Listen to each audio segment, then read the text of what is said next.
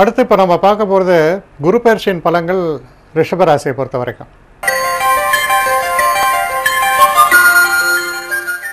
ரிஷபம் என்பவர் இந்த 12 ராசிகளில் 2வது ராசியாக வருகிறார். 2வது ராசி அப்படின்னு நீங்கள் சொல்லும் பொழுது அவர் தனஸ்தானத்திற்கு அதிபதி என்றும் சொல்லலாம். பெரும்பாலும் இந்த ரிஷபராசிக்காரர்களை பொறுத்த வரைக்கும் ரொம்பவும் டவுன் டு எர்த் சொல்லுவோம். அதாவது பணம் சம்பாதிப்பது எப்படி, அந்த பணத்தை வருங்காலத்திற்கு சேமித்து வைத்துக் கொள்வது எப்படி, குடும்பத்தை எப்படி நல்லபடியாக நிர்வாகம் பண்ணுறது, இந்த உலகாய விஷயங்களில் ரொம்ப சிறப்பாக செயல்படுவார்கள். ரிஷபம் அப்படின்னாலே உங்களுக்கு தெரியும் நந்திகேஸ்வரர் என்று.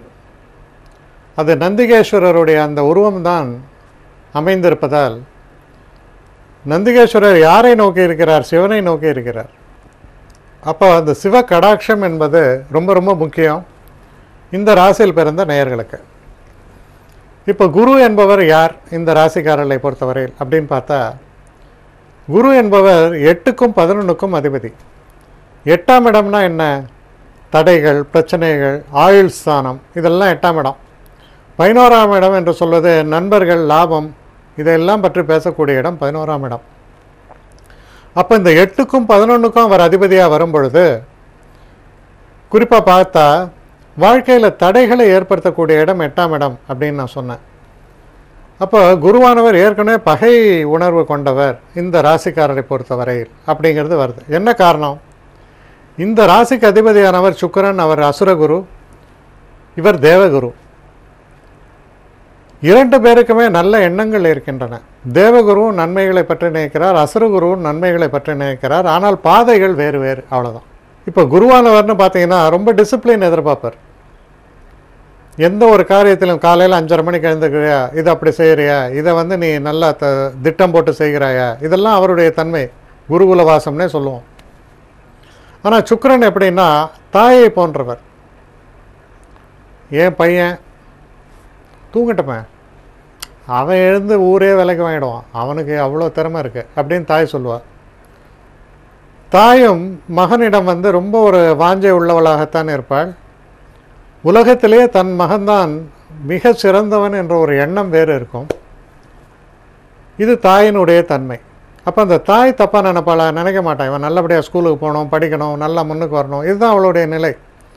ஆனால் அந்த ஒழுக்கத்தோடு அது செய்யறன்றது சில பேர் தான். பெரும்பாலானவர்கள் எப்படி நினைப்பாங்கன்னா ஒழுக்கத்தை பற்றி அவர் சுகமாக இருக்கானான்னு நினைப்பாங்க, ஒழுக்கத்தை பற்றி கவலைப்பட மாட்டாங்க. இதுதான் இந்த 2 குருமார்களுக்கும் உள்ள வித்தியாசம்னு நான் சொல்ல வரேன். சுக்கிரன் என்பவர் தாய் போன்றவர், குரு என்பவர் குரு போன்றவர். அவர் ஒரு கஷ்டத்தை கொடுத்து, ஒரு கஷ்டமாக இருந்தாலும் அதை நீ செய்யும் பொழுது தான் உன்னை வாழ்க்கையில் முன்னுக்கு வரன்றது குருவுடைய தன்மை, அவருடைய அப்ரோச். சரி, இப்போ இந்த நிலையில் குருவானவர் பார்க்கக்கூடிய பார்வை என்பது ரொம்ப ரொம்ப முக்கியத்துவம் வாய்ந்தது. அது எல்லா இடத்தையும் விளங்க செய்யும். இப்போ குருவை பற்றி நம்ம எடுத்தோம் அப்படின்னு சொன்னோன்னா, குரு என்ன நடக்கிறாருன்னா 3ஆம் இடத்துலேருந்து 4ஆம் வீட்டுக்கு அவர் பயிற்சி ஆகிறார். இப்போ 3ஆம் வீட்டிலேருந்து 4ஆம் வீட்டுக்கு அவர் பயிற்சி ஆகும் பொழுது என்ன நிகழ்வு அப்படின்னு பார்த்தீங்கன்னா, இந்த குருவானவர் பார்க்கக்கூடிய பார்வை முக்கியம்னு சொன்னால் அவர் 8ஆம் வீட்டை முதல்ல பார்க்குறார். 8ஆம் வீடுன்றது என்ன?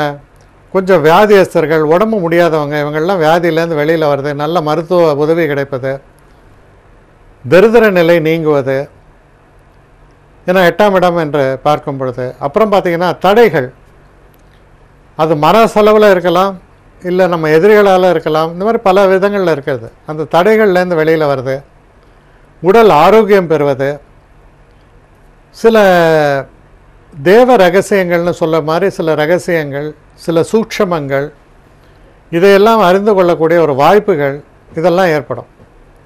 அப்புறம் குரு 10ஆம் இடத்தை பார்க்கிறார். இது ரொம்ப ரொம்ப முக்கியம். இந்த உலகாய்ந்த தத்துவங்களுக்கு அதான் முக்கியம். யாரை பார்த்தாலும், சின்ன பசங்களை பார்த்தா என்ன கேட்பீங்க, நீ எத்தனாம் கிளாஸ் படிக்கிற? பெரியவங்களை பார்த்தா சார் இது இவர் சார் எங்கே வேலை பார்க்குறார், இதுதான் நம்ம குவாலிஃபிகேஷனே. சாருக்கு ரொம்ப நல்லவரா கெட்டவரா, இவர் எவ்வளவு வேதாந்த தத்துவங்கள்லாம் அறிஞ்சிருக்காருன்னு யாரும் கேட்க மாட்டாங்க. எங்கே வேலை பார்க்குறார், இதுதான் கேள்வி. ஓ, பேங்க்கில் வேலை பார்க்குறாரா, ரொம்ப விசேஷம். கவலையே இல்லையா சார், 1ஆம் தேதி ஆனால் காசு வந்துடும். இப்படி தான் நம்மளுடைய பார்வைகள் செல்கின்றன. அப்போ அந்த வேலை என்பது அதிமுக்கியத்துவம் வாய்ந்ததாக போயிடுது. கர்மான்னு சொல்கிறது. இந்த இடத்தை பார்க்கும்பொழுது இந்த கர்மாவில் நன்மைகள் ஏற்படும். இப்போது சொல்லுவாங்க, சார் ஏதோ வேலை பார்க்குறேன் சார், போட்டு உயிரை வாங்குகிறாங்க, எந்த விதமான இன்க்ரிமெண்ட்டு கிடையாது, ரெகக்னிஷன் கிடையாது, ஒன்றும் கிடையாது, ஏதோ செக் பண்ண மாதிரி போயிட்டு வந்துட்டுருக்கேன், என்ன பண்ணுறதுன்னு தெரியல அப்படிமா. அப்போது இந்த நேரத்தில் நீங்கள் என்ன பண்ணுறதுங்கிறது தெரியலன்றதை விட்டு ஏதாவது ஒன்று பண்ணிங்கன்னா நன்மைகள் ஏற்படும்.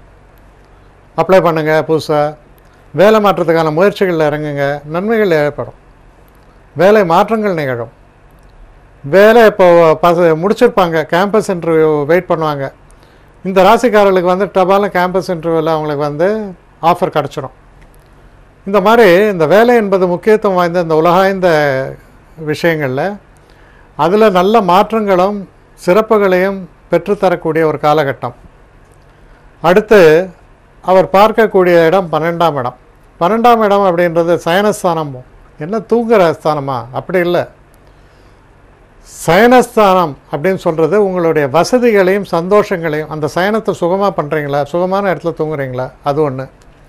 இரண்டாவது, கணவன் மனைவிக்குள்ள நல்ல உறவு முறைகள் இருக்கா, இது இரண்டாவது. மூன்றாவது விஷயம், நாம் மோட்சத்திற்கு வழி தேடுகிறோமா, அப்போ தானே பீஸ் ஆஃப் மைண்ட் இருக்கும். நான் வந்து இப்போ ஒரு படிப்புக்கு இல்லாத மாணவனுக்கு உதவி செய்தேன், ஒரு முதியவருக்கு உதவி செய்தேன், இந்த மாதிரி நீங்கள் உதவிகள் நிறையா கொடுத்துட்டே வரீங்க பார்த்தீங்களா.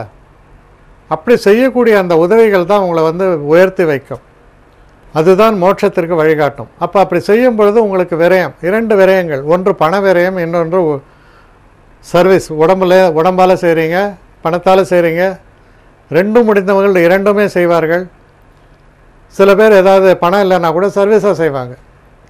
இது மாதிரி செய்யக்கூடிய அந்த விஷயங்கள், அதனால் வரக்கூடிய நல்ல பலன்கள், நிம்மதி, மோட்சத்தை அடைவதற்கான வழிமுறைகள், the gates of the heaven opens, இதெல்லாம் நடக்கிறது. அப்படி இருக்கும்போது எந்தெந்த காலகட்டத்தில் எப்படி எப்படி நடக்கும் அப்படின்னு நம்ம பார்க்கலாம். அந்த வரிசையில் ஜூலை மாதம் தொடங்கி நவம்பர் மாதம் வரையில் இருக்கக்கூடிய காலகட்டத்தை எடுத்தீங்கன்னா, ஒரு க்ஷேத்திரங்களுக்கெல்லாம் போயிட்டு வருது. கேதார்நாத், பத்ரிநாத், கைலாஷ் போனேன், அது மாதிரிலாம் போயிட்டு வருது. புண்ணிய நதிகளில் நீராடுவது, பெரியவர்களுடைய ஆசீர்வாதங்களை பெறுவது. அதாவது எல்லாமே பணம் சம்பாதிக்கிற எந்திரமாக இருக்க முடியாது. நமக்காகவும் வாழ வேண்டும், நம் ஆன்மாவை புனிதப்படுத்துவதற்காகவும் வாழ வேண்டும். அந்த காரியங்கள்லேயும் ஒருத்தர் ஈடுபடணும். சில பேர் வந்து பார்த்திங்கன்னா சொல்லுவாங்க, என்ன சார் கோயில்கள்லாம் சொல்லிட்டுருக்கீங்க, வேலையில் எவ்வளோ சம்பாதிப்போம் சொல்லுங்கள் அப்படிம்பாங்க. அந்த அளவுக்கு தான் அவருடைய அறிவு வளர்ந்துருக்கிறது என்று பொருள். கொஞ்சம் காலம் போகும்போது தான் தெரியும் நமக்குன்னு நம்ம பிறந்த காரணம் என்ன, நமக்குன்னு ஒரு ஆன்மா, நம்ம ஆன்மா சுத்தப்படுத்தப்பட வேண்டாமா, அந்த ஆன்மாவில் திருப்தி ஏற்பட வேண்டாமா, ஆத்ம திருப்தி என்று சொல்வது ஏற்பட வேண்டாமான்றதுக்கெலாம் அதுக்கு ஒரு மெச்சூரிட்டி லெவல். பேசிக்காக எடுத்தான்னா எனக்கு கல்யாணம் ஆகுமா, ஒரு கல்யாணம் ஆகுமா, 2 கல்யாணம் ஆகுமா, எனக்கு எவ்வளோ காசு வரும், இது பேசிக் லெவல். அதனால் இது அந்த பேசிக் லெவலில் தாண்டி வரக்கூடிய விஷயங்கள் இருக்குது பார்த்தீங்களா, அதெல்லாம் நிகழக்கூடிய ஒரு காலகட்டம்னு சொல்லலாம். இன்னொரு விஷயம் என்னென்னா, இந்த ஸ்பிரிச்சுவலிசம்ன்றது வந்து முதியவர்களுக்கே உரித்தானது. இன்னும் அந்த வயசாலப்பா 50 வயசுக்கு மேலே அப்படியெல்லாம் இல்லை. அது வர வேண்டும் என்ற பிரார்த்தனை இருந்தால் அது 25 வயதிலும் வரும், 20 வயதிலும் வரும். அப்படி வரும்பொழுது தான் வாழ்க்கையே சிறப்பாக அமையும்ன்றது தான் உண்மையான விஷயம். ஸோ அதை தருது. அதுக்கப்புறம் பார்த்திங்கன்னா, இந்த டிசம்பர் மாதம் தொடங்கி கிட்டத்தட்ட பிப்ரவரி மாதம் முடிய இருக்கக்கூடிய அந்த காலகட்டம் என்பது நிறைந்த செல்வத்தை தருவது, புகழை தருவது, நன்மைகளை தருவது போன்ற விஷயங்கள்லாம் நடக்கக்கூடிய ஒரு காலகட்டமாக அது அமையும். இந்த காலகட்டத்தில் சுக்கிர யோகம் என்பது சிறப்பாக இருக்கும். திருமணம் நடக்கும், வாழ்க்கையின் சுபங்களை அனுபவிக்கக்கூடிய ஒரு தன்மை, வெளிநாட்டு சுற்றுப்பயணம் செய்து வரக்கூடிய ஒரு விஷயங்கள், இதையெல்லாம் நிறைத்து தரக்கூடிய நல்ல ஒரு காலகட்டமாக இது அமையும். வாழ்க்கை என்பது ரொம்ப ஒரு சந்தோஷமாக இந்த உலகாய்ந்த விஷயங்கள்லாம் நம்ம ஈடுபட்டு இருக்கக்கூடிய ஒரு காலகட்டம்.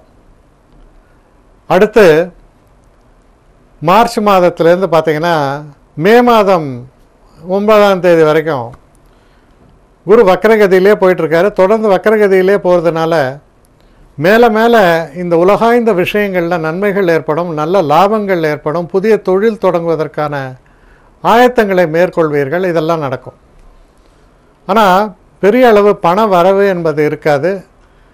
ஏதாவது ஒரு விஷயத்தை நடக்கிறதுக்கு நம்ம ஃபண்ட் ரைஸ் பண்ணணும்பாங்க. அதான் பேங்க்லேருந்து லோன் போடுறது, பணத்தை ஏற்படுத்தணும். பணத்தை வச்சு தானே மற்ற விஷயங்களை செய்ய முடியும். அப்போ அந்த விஷயங்களுக்காக நீங்கள் பாடுபடக்கூடிய காலகட்டம்.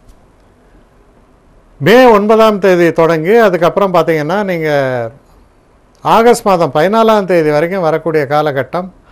உங்களுடைய அபிலாஷைகள் எல்லாம் ஒன்றன் பின் ஒன்றாக பூர்த்தி ஆகக்கூடிய ஒரு நேரம். பேங்க்கில் லோன் எதிர்பார்த்துருந்தீங்கன்னா அந்த லோன் சேங்ஷன் ஆகக்கூடிய ஒரு நேரம். மேலே மேலே நன்மைகளை எல்லாம் பெற்றுத்தரக்கூடிய ஒரு நல்ல காலகட்டமாக அது அமைவதால் இந்த காலகட்டத்தில் நம்மளுடைய முன்னேற்றம் என்பது சற்று அபரிமிதமாகவே அமையும். சிறப்பான செயல்பாடுகள் வேண்டும். இப்படிப்பட்ட ஒரு தொடர்ந்த ஒரு முன்னேற்றம், இந்த முன்னேற்றம் உங்களுக்கு நன்மைகளை பெற்றுத்தரும்.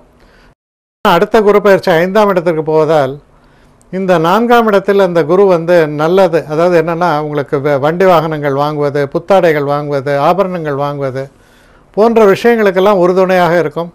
ஆனால் பணம் என்பது மட்டும் சரியான அளவில் இருக்கும். சில நேரங்களில் ஓரளவுக்கு பற்றாக்குறையும் ஏற்படுவதால் பண விஷயத்தில் மட்டும் நீங்கள் எச்சரிக்கையாக இருக்க வேண்டும் என்பது ரொம்ப ரொம்ப முக்கியமான ஒரு விஷயம். அதே மாதிரி இந்த குரு பயிற்சிக்கு நீங்கள் திருநெல்லை மன்னிக்கணும் ஆலங்குடி போன்ற இடங்களுக்கெல்லாம் போயிட்டு வர்றது நல்லது. குருவினுடைய ஸ்தலங்களுக்கு போயிட்டு வாங்க, அது ரொம்ப நல்லது. குருவினுடைய ஸ்தலங்களுக்கு சென்று வருவதோடு நில்லாமல் அம்பாளை பூஜிப்பது ரொம்ப ரொம்ப நல்ல ஒரு பலனை தரக்கூடிய, அதாவது விஷ்ணு துர்க்கைன்னு சொல்லலாம், இல்லை அம்பாள் சொல்லலாம். இதெல்லாம் பூஜை செய்வது என்பது உங்களுக்கு பெரிய நன்மைகளை பெற்றுத்தரும் என்பதை உறுதியாக நம்பலாம். எடுத்த காரியங்களில் ஒரு சிறப்பான வெற்றி ஏற்படுவதற்கான ஒரு நல்ல சூழ்நிலை ஏற்படுத்தி தரக்கூடியது அப்படின்னு கூட சொல்லலாம். அதான் நம்பிக்கையோடு நீங்கள் செயல்படும் பொழுது இந்த குரு பயிற்சி காலத்தில் வாழ்க்கையை ஸ்திரப்படுத்தி நன்மைகளை பெற்றுத்தரக்கூடிய வகையில் அமையும் என்பதை கூறி மீண்டும் நாளைய பலன்கள் நிகழ்ச்சியில் உங்களை சந்திக்கிறேன். விடைபெறுகிறேன். வணக்கம். ஸ்ரீரங்கம் ரவி.